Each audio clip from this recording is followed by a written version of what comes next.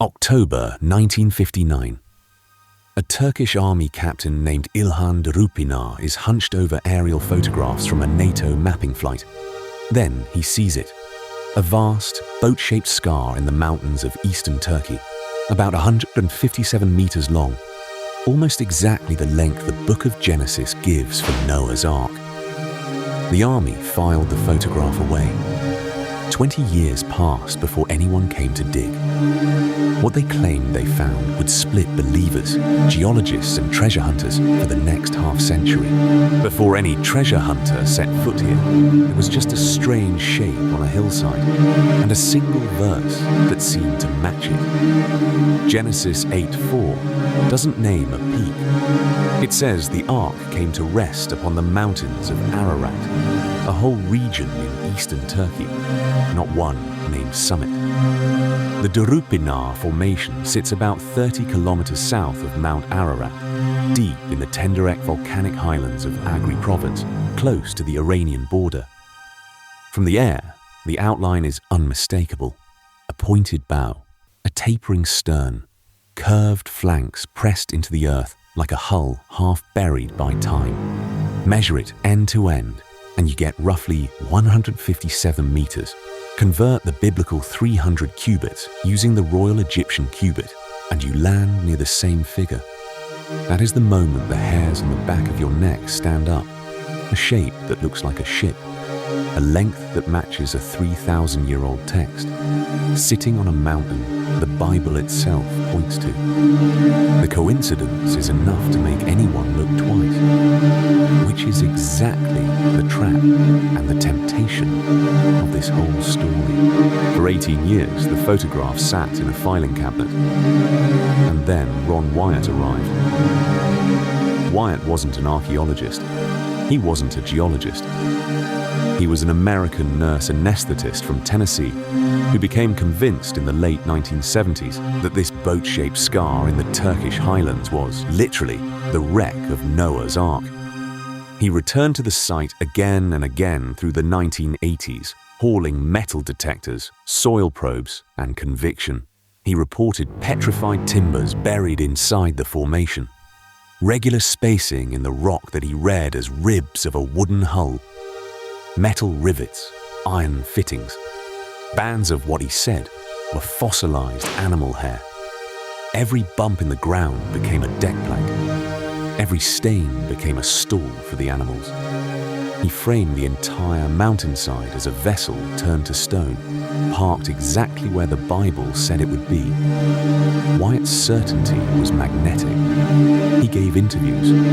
He sold videos. He drew thousands of pilgrims to a remote Anatolian ridge that, before him, almost no outsider had ever heard of.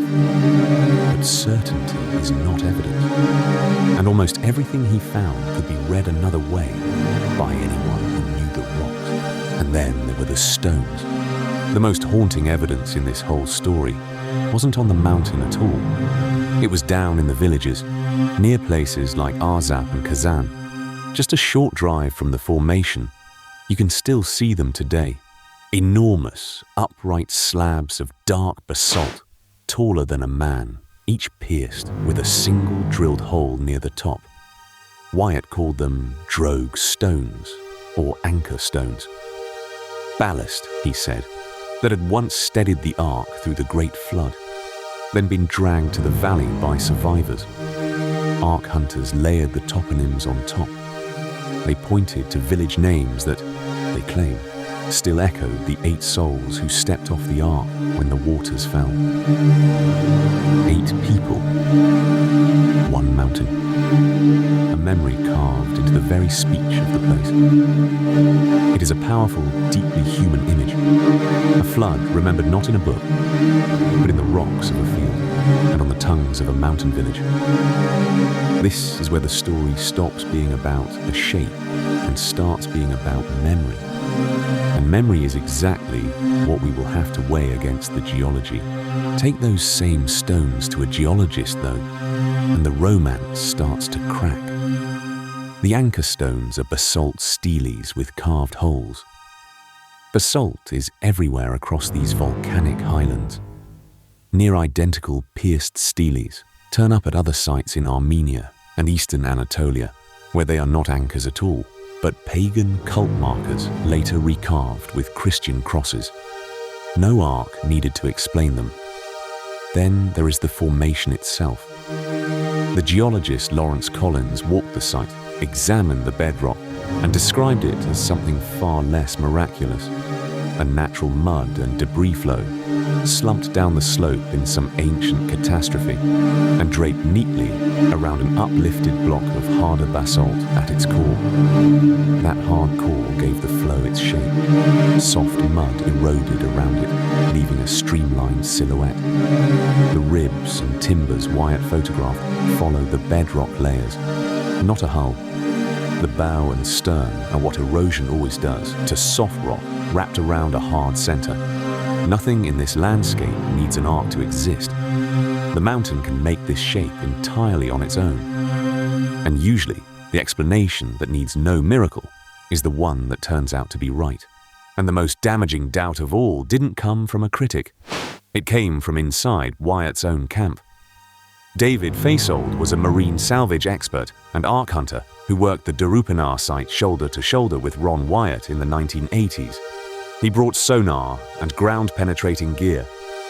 He believed at first, and then, slowly, he stopped believing.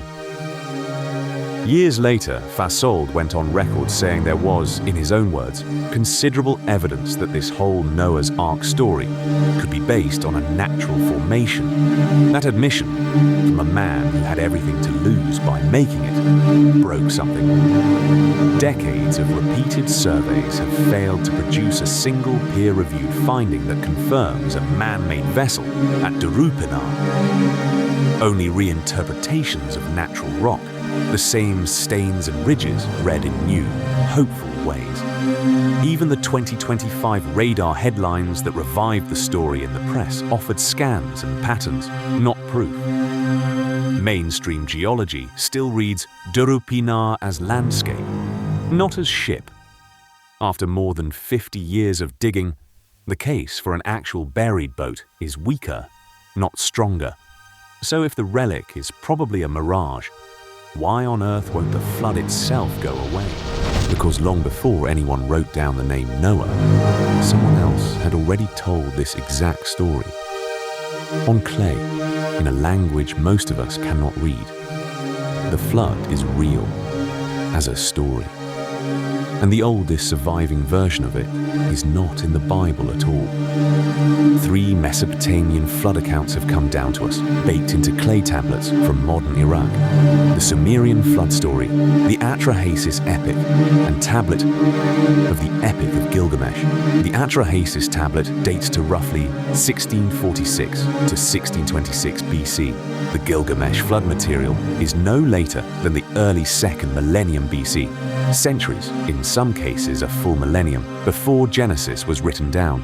And on tablet Eyes of Gilgamesh, the parallel is staggering. The hero, a man called Utnapishtim, is warned by a god of a coming deluge. He builds a great boat, loads it with his family and the seeds of all living things, and rides out a storm that drowns the world. The boat grounds on a mountain. And then, to test whether the waters have fallen, he releases 3 birds. A dove, a swallow, a raven. The very same birds, in very nearly the same order, that Noah sends out in Genesis.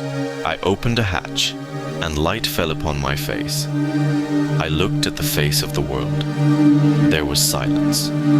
All mankind had turned to clay. So if the ship is stone, and the story is borrowed, what, if anything, actually happened? The answer probably lies in the rivers themselves. Mesopotamia, the land between the Tigris and the Euphrates, was a place of violent, civilization-ending floods.